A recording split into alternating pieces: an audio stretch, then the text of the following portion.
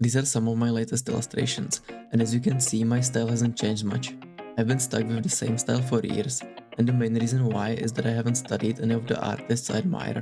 And this is Dino, an illustrator with a painterly art style that catches the eye with its dramatic lighting and dynamic poses. I've been following Dino for most of the time I've been drawing, and attempted to study their style many times, but never got very far. So in this video, I'll break down their full drawing process and learn from it. Before sketching, it is important to decide what you actually want to draw. Dino's poses have an action or story behind them, which makes their art immediately a lot more interesting. Having an idea before even starting to draw makes it much easier to actually start.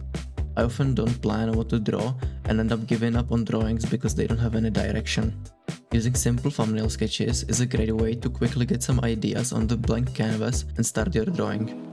Dino first draws in a rough sketch, which they afterwards refine on another layer, and use that as the line art. This helps their drawings keep their initial feel, which a lot of artists often lose after drawing the line art.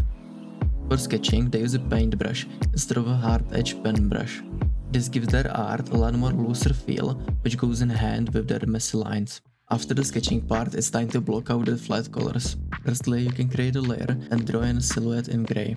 Then you can clip all the colors and shading onto it. This helps to keep the other steps within the outline.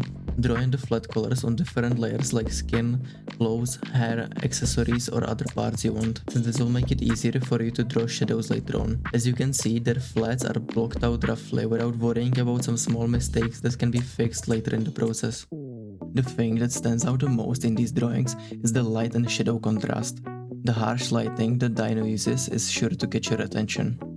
To achieve this lighting, create a layer on top of your color layer and clip it. Use a color of your choice that you think would fit the mood of your drawing and set that layer to multiply in the layer blending mode. Now you can erase parts to create dramatic lighting. I like to use my brushes to erase.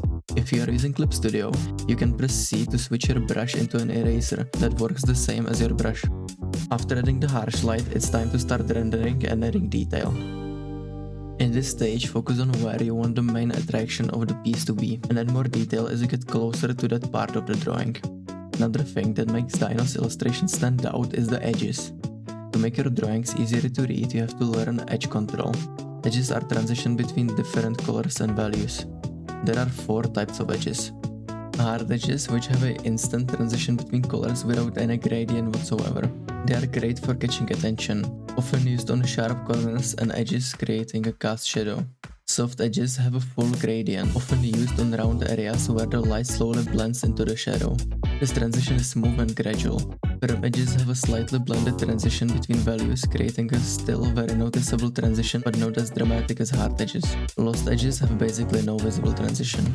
To finish it off, you can add filters like chromatic aberration or grain to your illustration. Dino likes to use the grain filter for the background, especially in their darker pieces, as you can see. If you are using Clip Studio, you can go to Filter at the top, then Effect, and under Effect pick Noise or Chromatic Aberration. You can experiment with many of the other filters that the program you're using has, since it is a quick way to add the final touch to your drawing.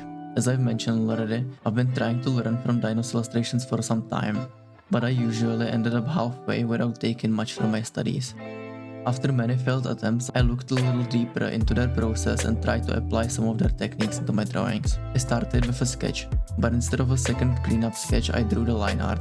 At first, I made it really flat, but I went back and fixed that problem. After the line art, I added a grey silhouette and colored in the flats on different layers. On top of the flat colors folder, I put a multiply folder with a darker, desaturated color layer, which created a more dynamic contrast between light and shadow. Then I shaded the drawing as I usually would, by clipping a folder with the shadows to each flat color layer.